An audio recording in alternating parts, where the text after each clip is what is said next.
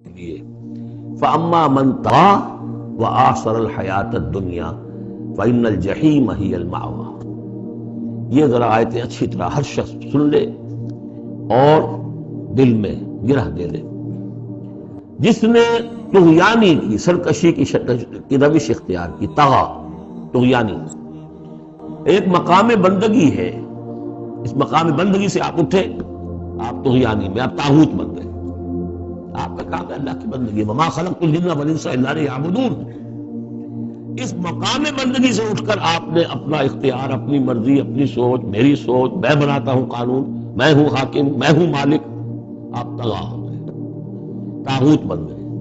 وآثر الحیات الدنیا، اور جس نے ترجیح دی دنیا کی زندگی، فإن الجحیم ہی المأویٰ، تو جہنم ہی اب اس کا ٹھکانہ ہے۔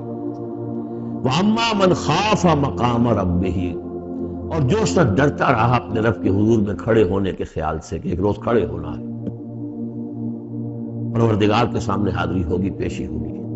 یومئذ تعرضون لا تخفی منکم خافیہ، اس دن تمہاری پیشی ہوگی اور کوئی چیز تمہاری مخفی نہیں رہے گی۔ تو اس دن کے خیال سے جو ڈرتے رہے، فَأَمَّا مَنْ خَافَ مَقَامَ رَبِّهِ وَنَهَى النَّفْسَ عَنِ الْهَوَىٰ، اور انہوں نے اپنے خواہش نفس کی باغیں کھینچ کر رکھی، روکے رکھا انہیں ان چیزوں سے کہ جو خواہشات ہیں نفس کی، مرغوبات ہیں۔